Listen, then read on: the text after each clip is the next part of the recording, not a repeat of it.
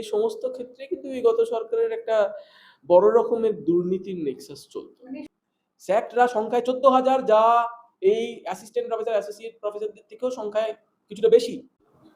নমস্কার, সংবাদপত্রের ভারতের পর্দায় সকলকে স্বাগত। এই মুহূর্তে আমার সাথে উপস্থিত আছেন শ্রীরামপুর গার্লস কলেজের অধ্যাপক দীপায়ন দত্ত রায়। আমি একটু স্যারকে প্রথমেই সংবাদ ভারতের পর্দায় নমস্কার। নমস্কার। স্যার, আমরা আজকে যে বিষয় নিয়ে আলোচনা করব তা হলো বর্তমানে আমরা দেখলাম স্কুলের শিক্ষা ব্যবস্থার বেহাল দশা। সেক্ষেত্রে আপনি দীর্ঘদিন কলেজের অধ্যাপনা করেছেন, কলেজের যে ব্যবস্থা, শিক্ষার ব্যবস্থা, সেই বিষয়ে কি বলবেন?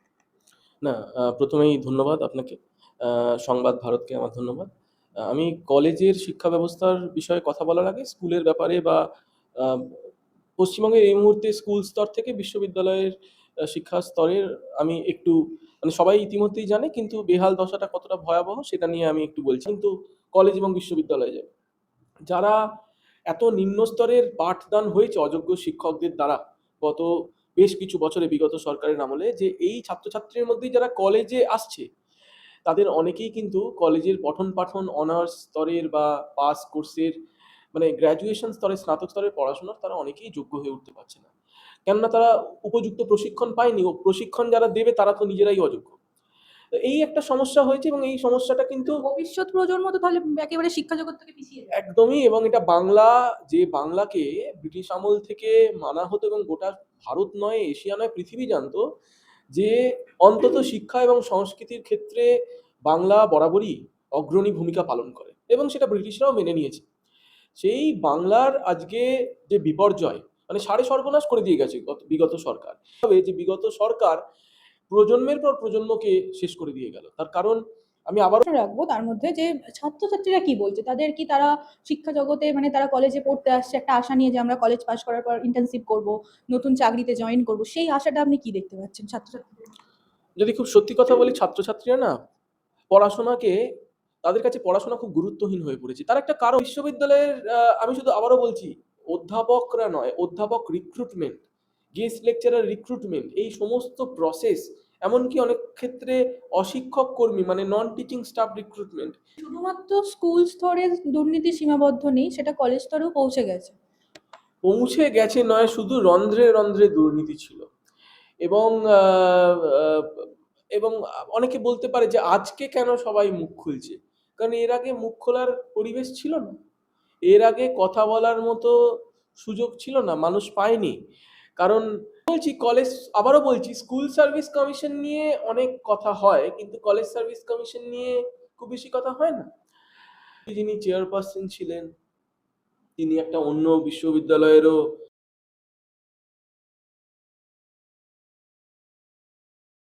আবার উপাচার্য ছিলেন, এখন তিনি একটা অন্য বিশ্ববিদ্যালয়ে স্থায়ী উপাচার্য হয়েছেন, এবং সল্টলেকের নিউ টাউনের ওই আসন্ন বলে একটা বিল্ডিং, আসন্ন ভবন, সবই তো নীল সাদা বিল্ডিং ছিল, হসপিটাল থেকে কলেজ কলেজ। সার্ভিস তো কমিশনের ইন্টারভিউতে সেই পেন্সিলে আসন্ন, আর প্রার্থীদের নম্বর ইউনিভার্সিটিও দেওয়ার অভিযোগও প্রশাসনিক উঠে আসে ভবনও পেয়ে বারবার। আরো একটা নীল সাদা এরকমই একটা ভবন, আসন্ন বিল্ডিং এর ওখানেই ওনার ইউনিভার্সিটির ভাইস চ্যান্সেলর হওয়ার রুমও ওখানে ছিল, আবার ওখানে ওনার কলেজ সার্ভিস কমিশনের চেয়ারপারসনের রুমও ওখানেই ছিল।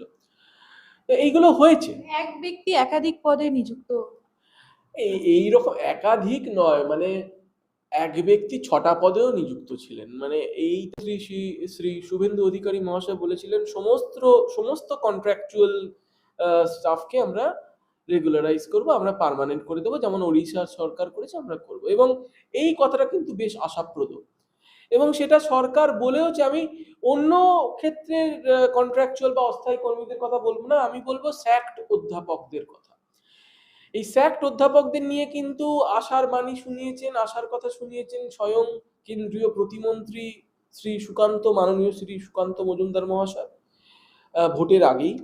স্যাক্ট টিচারদের একটা বিশেষ সমস্যা আছে, সেই সমস্ত কলেজের টিচার বের করে এই 2009-এর পর থেকে কোনো জিও বেরোবে, এর জন্য জিও বের করবে, এবং সমস্তই যারা কেউ সরকারি নয় আর কি, তাদের জন্য উপযুক্ত একটা বেতন আমরা, তার সাম্মানিক আমরা দেওয়ার চেষ্টা করবো। এখন যে টাকা দেওয়া হয় তাতে সংসার চলে না, প্যারা টিচারদের সংসার চলছে না।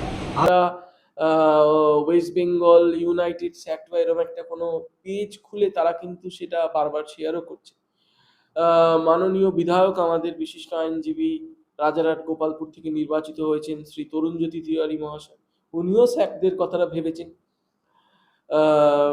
এবং এবং সবচেয়ে বড় কথা, বিজেপির যে সংকল্পপত্র, ভরসাপত্র, তাতে কিন্তু স্যাকদের বিষয়ে একটা ইতিবাচক প্রতিশ্রুতি ছিল।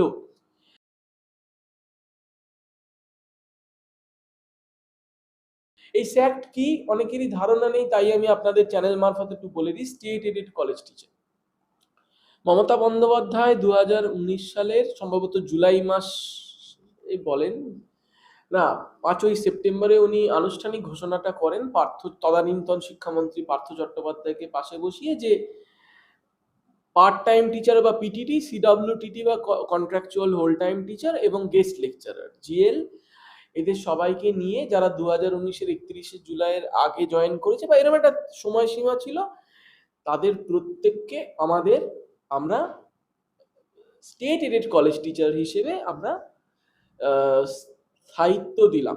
স্থায়িত্ব মানে এদের মাইনেটা কনসলিডেটেড, কিন্তু অ্যাসিস্ট্যান্ট প্রফেসরদের তুলনায় অনেকটাই কম, কিন্তু কাজ একই।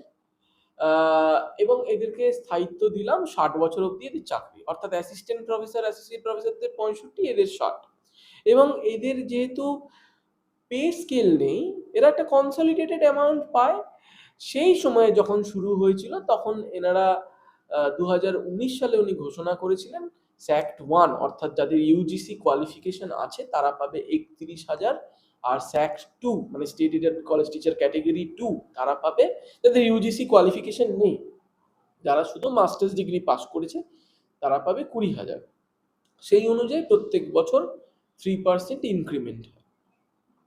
কিন্তু তারপরে 7 বছর, কারণ আমি 2020-র 1 জানুয়ারি থেকে এইটা মানে ইমপ্লিমেন্টেশনটা হলেও আমি 2019 থেকেই ধরবো, কারণ ঘোষণাটা উনি 2019-এ করেছিলেন। 7 বছর অতিক্রান্ত, আজ অব্দি কিন্তু স্যাকদের ওই বছরে যে 3% ইনক্রিমেন্ট, ওটা ছাড়া কিন্তু আর কোনো রোজগার বাড়েনি, বেতন বাড়েনি। এবং এদের কোনো মানে আমি বলছি ওই মানে স্বাস্থ্যক্ষেত্রেও একজন সহকারী বা সহযোগী অধ্যাপক যে সুবিধাগুলো পান, এনারা পান না। সবচেয়ে দুর্ভাগ্যের, এনারা একই যোগ্যতা নিয়ে পড়াচ্ছেন, কেউ কেউ বেশি যোগ্য। মানে এমন অনেক অ্যাসিস্ট্যান্ট প্রফেসর আছেন যারা শুধু এমএ করে পড়াচ্ছেন, এবং সেটা বেআইনি কিছু নয়, মানে সেটা তো নিয়মের মধ্যেই পড়ে যে মাস্টার্স ডিগ্রি যারা আগে পেয়েছেন, মাস্টার্স ডিগ্রি, এবং তারা নেট বা সেট কোয়ালিফাই করে কলেজ সার্ভিসে, তারা কলেজ সার্ভিস কমিশনে চাকরি পেয়েছেন। কিন্তু এনারা অনেকে এমফিল পিএইচডি করে আছেন, নেট সেট সবই আছে, পেপার পাবলিকেশন তো প্রচুর, বহু দেশি বিদেশি কনফারেন্সে, সিম্পোজিয়ামে, সেমিনারে পেপার প্রেজেন্ট করেছে, তাদের লেখাপত্র বহু ক্ষেত্রে সমাদৃত, কিন্তু তারা কিন্তু আজও বঞ্চিত এই স্যাক্ট নামে। আরেকটা কথা, ভূভারতে কম তো নয় কোথাও, কিন্তু এইখানে একটা ব্যাপার আছে, এখানে 50,000-এর বেশি হওয়ার কথা। ন্যূনতম যেটা স্কেল, অর্থাৎ 57,700 ইউজিসির যে স্কেল, ইউজিসি কোয়ালিফাইড যারা লেকচারার, অর্থাৎ যারা অন্ততপক্ষে ইউজিসি নেটের কোয়ালিফিকেশন আছে বা সেট কোয়ালিফাই করেছে, তাদের কোনো অর্থেই 57,700-র কম বেতন হওয়ার কথা নয়। তার সঙ্গে এমফিল পিএইচডির এই বিভিন্ন ক্ষেত্রে তাদের ইনক্রিমেন্ট থাকা উচিত। এছাড়া মুদ্রাস্ফীতির যা হার, সুপ্রিম কোর্ট তো বলেছে সম কাজে সমশ্রমে সমবেতন, তাহলে এই বঞ্চনা কেন?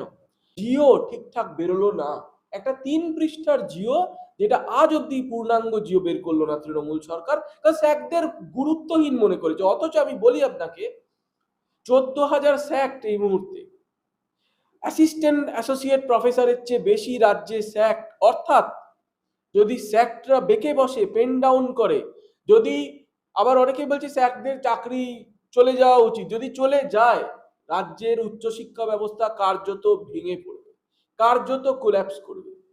স্যাকদের কোনো কলেজে দেখবেন, খোঁজ নিয়ে, স্যাকটা কোনো কলেজে 3 দিন যায়, কোনো কলেজে 4 দিন যেতে হয়, আবার কোনো কলেজে 5 দিন যেতে হয়। কোনো কলেজের ঊর্ধ্বতন কর্তৃপক্ষ স্যাকদেরকে 5 দিন আসতে বাধ্য করছে। সেই সংখ্যাটাই বেশি, কোনো কিন্তু বিচার করা হচ্ছে যোগ্যতা না দিয়ে শিক্ষা বিচার ব্যবস্থা। হচ্ছে না। এবং এটাই দুর্ভাগ্য, আপনি দেখবেন। আর আরেকটা কথা বলি, মানে যারা বলছে যে এই স্যাকদের ওপর যাদের রাগ হচ্ছে না, এই যে পিএইচডি স্কলার টলাররা, আমি বলছি আপনাদের এই অ্যাসিস্ট্যান্ট প্রফেসরদের ওপর রাগ হয় না? এদের অবদান কলেজগুলোর জন্য, বাংলার উচ্চশিক্ষার জন্য কম না। বিভিন্ন কারণে তারা হয়তো পেরে ওঠেনি, তাদের একটা সময় দেওয়া হোক যার মধ্যে তারাও ইউজিসি কোয়ালিফিকেশনটা তারা নিয়ে আসবে। এবং এই আবারও বলছি, এই স্যাকটা কেন এত গুরুত্বপূর্ণ? আগের সরকার কিন্তু গুরুত্ব দেননি এদেরকে, অর্থাৎ স্যাকদের ভরসাতেই কিন্তু পশ্চিমবঙ্গের উচ্চশিক্ষা ব্যবস্থা চলছে। এমন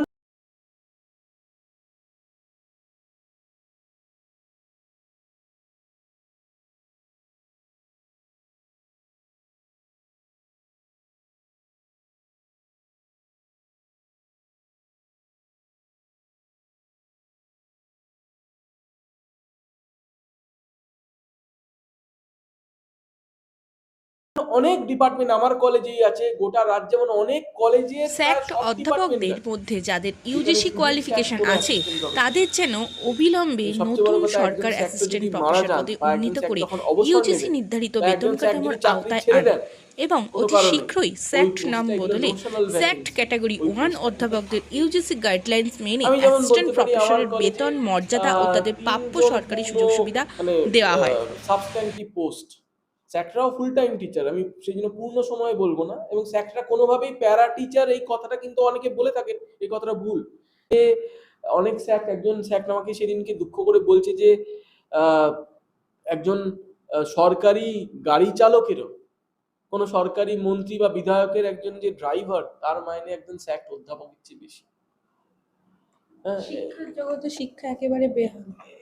এর থেকে দুর্ভাগ্যজনক কি হয়, একজন অধ্যাপক যে মাস্টার ডিগ্রি করেছে, নেট সেটের মতো সর্বভারতীয় স্তরের বা রাজ্য স্তরের কঠিন পরীক্ষা মেধার পরিচয় দিয়ে উত্তীর্ণ হয়ে এসেছে, তারপরে কেউ এমফিল করেছে, পিএইচডি করছে, কেউ পোস্টডকও করে ফেলেছে, তারপরে তারা 20,000, 30,000, 40,000, 42,000 মাইনে পাচ্ছে, যেখানে ন্যূনতম তাদের 80,000 থেকে 1,00,000 টাকা বেতন পাওয়া উচিত।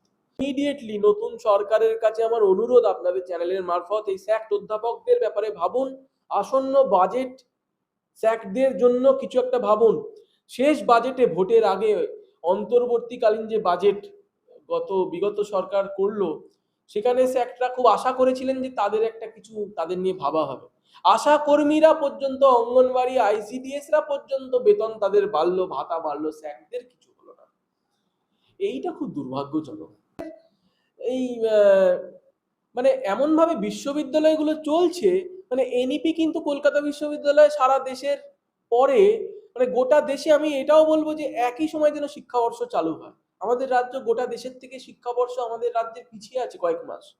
পুরনো সরকার শুধু দুর্নীতিগ্রস্তই ছিল না, একেবারে মানে অপরিকল্পনা মাফিক একটা, পরিকল্পনাহীন ভাবে একটা সরকার চালিয়ে গেছে, যার জন্য শিক্ষা ব্যবস্থা বিপর্যস্ত। ধন্যবাদ আমাদেরকে এতটা মূল্যবান সময় দেওয়ার জন্য, এবং একসাথে শুধুমাত্র স্কুল স্তরে না, কলেজ স্তরের যে দুর্নীতি, সেই দুর্নীতির ছবি এবং দুর্নীতির যে পর্দাফাঁস আমরা বলতে পারি, সেই বিষয়গুলি উনি বিস্তারিত আমাদের জানালেন। অসংখ্য ধন্যবাদ ওনাকে, উনি আমাদের সাথে এই সময়টুকু দিয়েছেন।